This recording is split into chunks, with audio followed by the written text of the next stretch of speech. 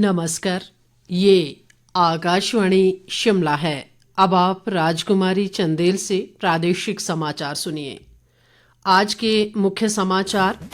निर्वाचन आयोग भ्रामक सूचना की चुनौतियों से निपटने के लिए पूरी तरह तैयार, हितधारकों से सतर्क रहने का आग्रह। नेता प्रतिपक्ष जयराम ठाकुर ने प्रदेश सरकार पर अपनी ही पार्टी के विधायकों और जनता की अनदेखी का लगाया आरोप। प्रदेश कांग्रेस संगठन महामंत्री रजनीश किमटा ने कहा, लोकसभा चुनाव के लिए पार्टी की केंद्रीय चुनाव समिति जल्द करेगी प्रत्याशियों का चयन। और चंबा जिला के 105 वर्षीय प्यार सिंह ने युवा मतदाताओं से सशक्त लोकतंत्र के निर्माण के लिए समझदारी से वोट देने की अपील की। अब समाचार विस्तार से। आम चुनाव को ध्यान में रखते हुए निर्वाचन आयोग भ्रामक सूचना की चुनौतियों से निपटने के लिए पूरी तरह तैयार है। भ्रामक सूचना से लोकतंत्र की प्रक्रिया को क्षति हो सकती है।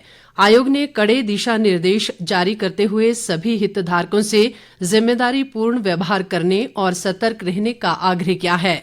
इस स्थिति की गंभीरता का उल्लेख करते हुए आयोग ने किसी प्रकार की भ्रामक सूचना का प्रसार करने से पहले राजनीतिक पार्टियों को उनकी जांच करने को कहा है। इस तरह भ्रामक सूचना के प्रसार को रोका जा सकता है। पूर्व मुख्यमंत्री व नेता प्रतिपक्ष जयराम ठाकुर ने प्रदेश की कांग्रेस सरकार पर अपनी ही पार्टी के विधायकों की अनदेखी और जनता को परेशान करने का आरोप लगाया है। सोलन में आज पत्रकारों से अनौपचारिक बातचीत के दौरान उन्होंने कहा कि प्रदेश में मौजूदा समय में जो राजनीतिक हालात बने हैं वो चुने हुए जनप्रतिनिधियों की उपेक्षा का परिणाम है। जयराम ठाकुर ने कहा कि प्रदेश की 2 लोकसभा सीटों सहित विधानसभा की 6 सीटों के उपचुनाव के लिए प्रत्याशियों का चयन पार्टी हाईकमान द्वारा किया जाएगा। नेता प्रतिपक्ष ने कहा कि केंद्र सरकार ने आपदा के समय हिमाचल की भरपूर मदद की और करीब 1,800 करोड़ रुपए की आर्थिक सहायता प्रदान की। जयराम ठाकुर ने कहा कि देश में अब झूठ की राजनीति समाप्त हो गई है और कांग्रेस की झूठी गारंटियों वाली राजनीति को जनता ने नकार दिया है।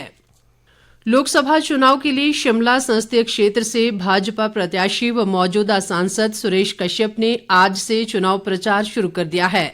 उन्होंने शिमला के सीटीओ से प्रचार अभियान की शुरुआत की और स्थानीय लोगों से वोट के रूप में फिर से समर्थन मांगा। इस दौरान भाजपा के वरिष्ठ नेता व पूर्व मंत्री सुरेश भारद्वाज सहित पार्टी के अन्य नेता व कार्यकर्ता मौजूद रहे। इस मौके पर सुरेश कश्यप ने शिमला संसदीय क्षेत्र से उन्हें भाजपा प्रत्याशी बनाए जाने पर पार्टी के शीर्ष नेतृत्व का आभार व्यक्त किया और प्रदेश की 4 लोकसभा सीटों पर जीत का दावा किया। सुरेश कश्यप ने कहा कि इस बार भाजपा ने 370 पार और एनडीए ने 400 पार का नारा दिया है, जिसे साकार किया जाएगा। कश्यप ने कहा कि बीते 5 वर्ष में उन्होंने शिमला संसदीय क्षेत्र में हर संभव विकास करवाने का प्रयास किया, जिसे फिर से जीत दर्ज कर आगे बढ़ाने का कार्य किया जाएगा।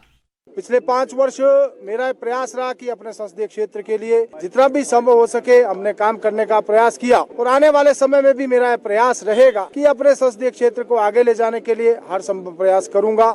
और प्रयास ये है कि इस बार भी पिछली बार जिस प्रकार से 3,27,000 से जनता ने आशीर्वाद दिया था पिछली बार, इस बार भी उसी प्रकार का आशीर्वाद मिले और चारों की 4 सीटें हमारी भारतीय जनता पार्टी इस बार भी रिकॉर्ड मार्जिन से जीतेगी। हिमाचल में अब की बार 4/4, एनडीए 400 पार, बीजेपी 370 पार और फिर एक बार मोदी सरकार, इस लक्ष्य के साथ हम आगे बढ़ रहे हैं।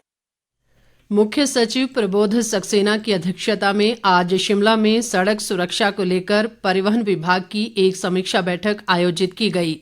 इस दौरान पुलिस, लोक निर्माण, स्वास्थ्य, शिक्षा व परिवहन विभाग के माध्यम से सड़क सुरक्षा से संबंधित किए जा रहे विभिन्न कार्यों व गतिविधियों पर खर्च की जा रही धनराशि सहित प्रदेश में सड़क सुरक्षा के वर्तमान परिदृश्य पर विस्तृत चर्चा की गई। बैठक में अवगत करवाया गया कि वर्ष 2023 में सड़क सुरक्षा निधि के तहत विभिन्न कार्यों के लिए 26 करोड़ 73 लाख रुपए की धनराशि संबंधित विभागों को आवंटित की गई। बैठक में बताया गया है कि सोलन के बद्दी में स्वचालित वाहन जांच प्रणाली की स्थापना की जा रही है और ऊना के हरोली में स्वचालित ड्राइविंग टेस्टिंग ट्रैक व सुरक्षा पार्क का निर्माण करवाया जा रहा है।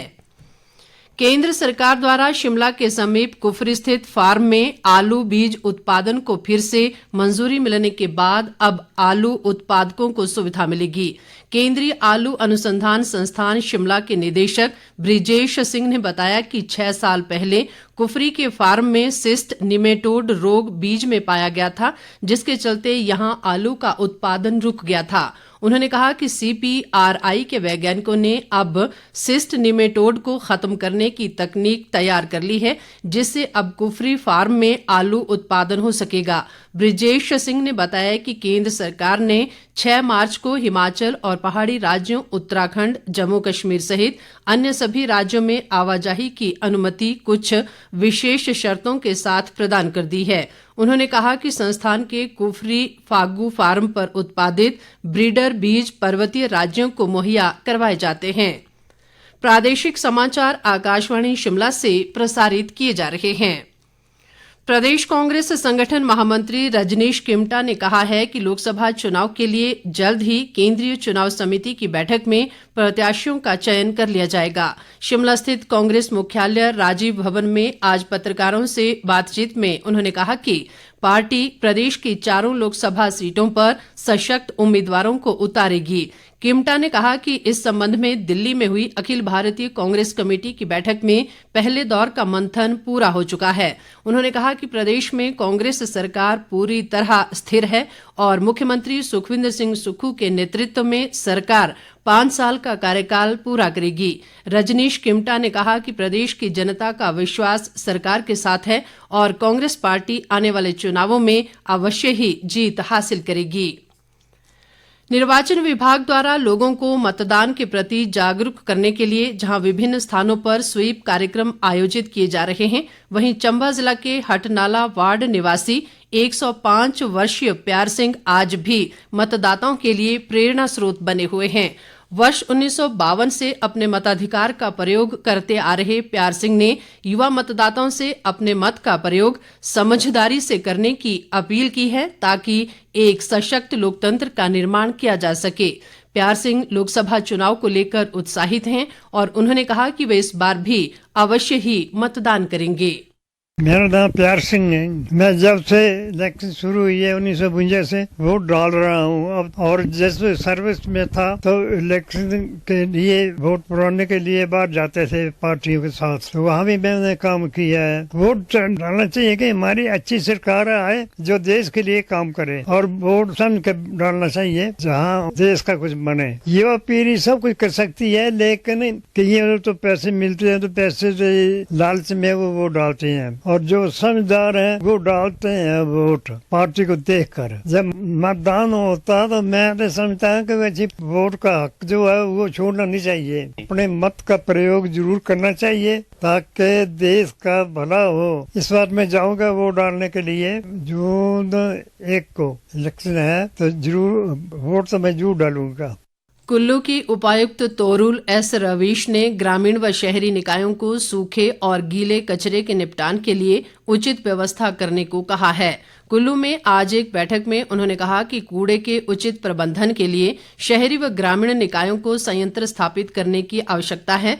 उपायुक्त ने बताया कि कसोल में वेस्ट डिस्पोजल प्लांट की स्थापना के लिए 2 बीघा भूमि चयनित कर ली गई है और इस संबंध में औपचारिकताएं पूरी की जा रही हैं। इस बीच उपायुक्त ने बवेली में ग्रामीण विकास विभाग के निर्माणाधीन शी हाट भवन का निरीक्षण भी किया। इस अवसर पर उन्होंने कहा कि शी हाट से कुल्लू आने वाले पर्यटकों को एक ही छत के नीचे हथकरघा व पारंपरिक कृषि उत्पादों सहित स्वादिष्ट व्यंजन भी उपलब्ध होंगे। उपायुक्त ने बताया कि इसके शुरू होने से करीब 450 महिलाओं को प्रत्यक्ष व 1000 से अधिक महिलाओं को अप्रत्यक्ष तौर पर रोजगार के साधन मिलेंगे। उन्होंने विभागीय अधिकारियों को भवन का निर्माण कार्य जल्द पूरा करने के निर्देश भी दिए। लाहौल घाटी में पिछले करीब 1 महीने से बर्फबारी के कारण बंद HRTC की बस सेवा जल्द ही शुरू होगी। लाहौल स्पीति के उपायुक्त राहुल कुमार ने बताया कि 2 दिन के भीतर केलंग कुल्लू, केलंग उदयपुर और केलंग दारचा के बीच बसों की आवाजाही शुरू होगी और इस संदर्भ में परिवहन निगम के क्षेत्रीय प्रबंधक को आदेश दिए गए हैं। अंत में मुख्य समाचार एक बार फिर। निर्वाचन आयोग भ्रामक सूचना की चुनौतियों से निपटने के लिए पूरी तरह तैयार, हितधारकों से सतर्क रहने का आग्रह। नेता प्रतिपक्ष जयराम ठाकुर ने प्रदेश सरकार पर अपनी ही पार्टी के विधायकों और जनता की अनदेखी का लगाया आरोप। प्रदेश कांग्रेस संगठन महामंत्री रजनीश किमटा ने कहा, लोकसभा चुनाव के लिए पार्टी की केंद्रीय चुनाव समिति जल्द करेगी प्रत्याशियों का चयन। और चंबा जिला के 105 वर्षीय प्यार सिंह ने युवा मतदाताओं से सशक्त लोकतंत्र के निर्माण के लिए समझदारी से वोट देने की अपील की। इसके साथ ही ये समाचार बुलेटिन समाप्त हुआ। नमस्कार।